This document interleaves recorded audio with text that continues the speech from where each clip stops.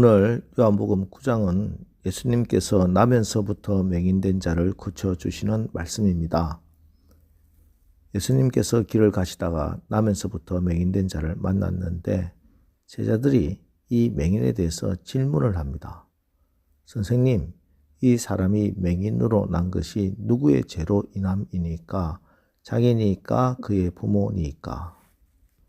이에 대해 우리 주님의 대답은 이 사람이나 그 부모가 죄를 범한 것이 아니라 그에게서 하나님의 하시는 일을 나타내고자 하심이니라. 세상에는 과거에 초점을 두고 모든 것을 보는 사람들이 있습니다. 과거를 반성하는 것은 필요하지만 과거에 얽매여 있는 것은 바람직하지 못합니다. 이런 사람은 절대 발전하지 못합니다. 또 현재만을 바라보며 안주하거나 낙심하는 사람들이 있습니다. 오늘을 소중히 여기고 오늘에 충실한 것 필요하지만 오늘이 전부인 것처럼 현재에만 집착하는 것도 지혜롭지 못합니다. 믿음의 사람은 미래를 바라보아야 합니다. 현재의 불완전한 모습을 보지 마시고 미래의 변화된 모습을 바라보시기 바랍니다. 나면서 맹인되고 그것도 가난한 집에서 태어나서 거지 노릇을 하면서 살아야 했던 이 사람은 더 이상 설명할 길이 없는 불행한 사람입니다. 그러나 우리 주님은 이 사람에게 하나님의 하시는 일을 나타내고자 하심이라는 말씀으로 다가갔습니다. 여러분, 이 말씀이 왜 놀랍습니까? 지금 눈에 보이는 현실만 본다면은 누가 이 맹인에게 기대를 하겠습니까? 누가 길거리에 거지 맹인에게 희망이 있다고, 소망이 있다고 생각하고 그렇게 말할 수 있겠습니까? 이 사람아, 자네도 희망이 있어. 자네도 기대를 가져라고 아무도 그런 말 해주지 못할 겁니다. 그런데 우리 주님은 지금 이 사람아, 자네에게도 하나님의 계획이 있어. 하나님의 하시는 일이 있어. 너를 통해 하나님이 하실 일이 있어. 할렐루야. 굉장한 선언입니다.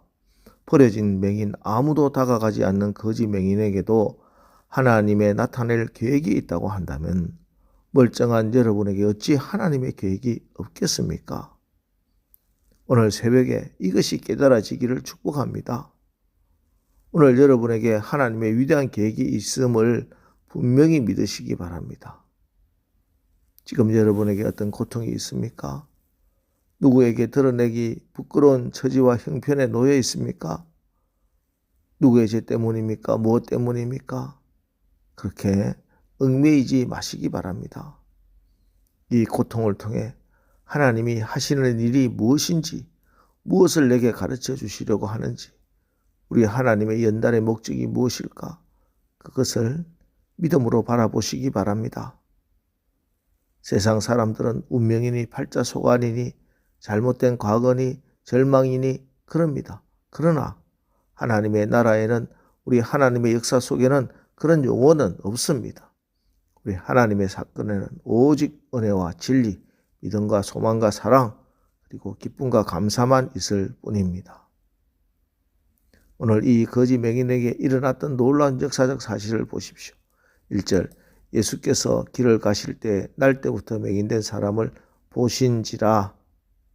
예수님이 보신 것입니다.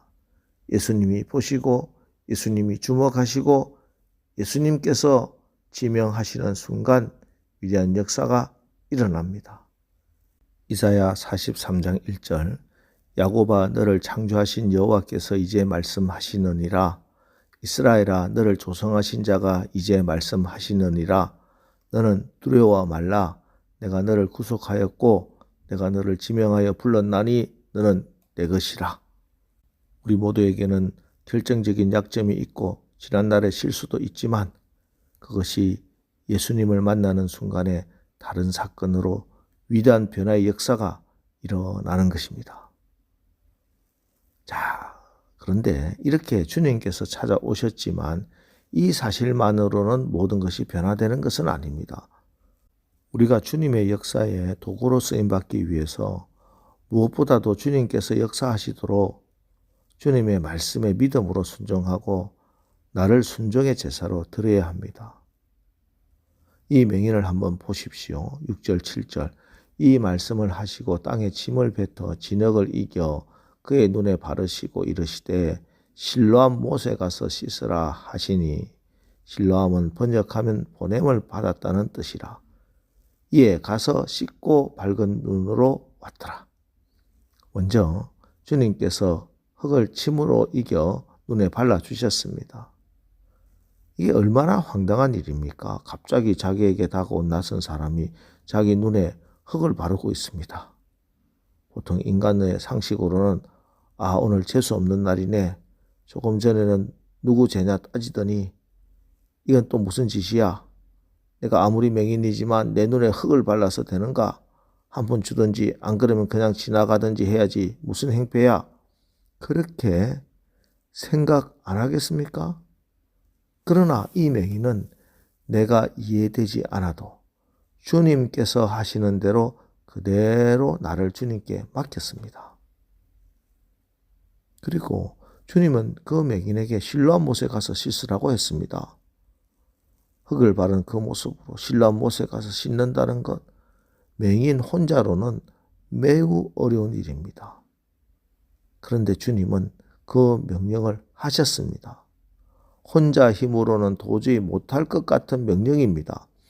그래도 주님이 명령하셨기에 이 맹인은 아마 넘어지고 자빠지면서 드듬드듬 실로암 연못까지 찾아가서 눈을 씻었을 겁니다. 그랬더니 오늘 성경을 보면 이에 가서 씻고 밝은 눈으로 왔더라. 할렐루야. 여러분, 내가 지금 당한 상황이나 어려움이 변명이 되지 않습니다. 내가 내 힘으로 할 수 있는가 없는가의 가능성도 문제가 아닙니다. 오직 주의 말씀이기에 아멘하고 믿고 순종하는 것뿐입니다. 마가복음 10장에 보면 소경 바디메오는 말씀 한마디로 눈을 뜨게 하셨습니다. 자, 그런데 이 소경 거지는 왜 이렇게 어려운 관문을 통과하게 하시는가? 우리는 알지 못합니다. 그러나 이것이 예수님의 방법입니다. 이 사람에게는 이것이 필요해서 그렇게 한 것입니다. 신앙생활을 하면서 납득되는 일만 있습니까? 교회 섬기다 보면은 내 마음에 안 드는 일 참 많습니다. 그러나 그것을 믿음으로 뛰어넘어야 합니다. 여러분, 내게 눈이 뜨는 역사가 일어나려면은 내 상식에 맞지 않아도 주님의 음성에 순종해야 합니다. 멀쩡한 내 눈에 흙을 바르더라도 참아야 하고 나 혼자 갈 수 없는 곳에 가라 해도 주님께서 명령하시면 가야 합니다. 보냄을 받은 자는 그 명령만 바라보고 소명의식을 가지고 끝까지 달려가야 합니다. 그래야 하나님의 능력의 역사가 그 자리에서 일어나는 것입니다. 여러분은 하나님께로부터 어떤 명령을 받았습니까? 여러분의 실로암은 어디입니까? 세월을 아끼라, 때가 악하니라.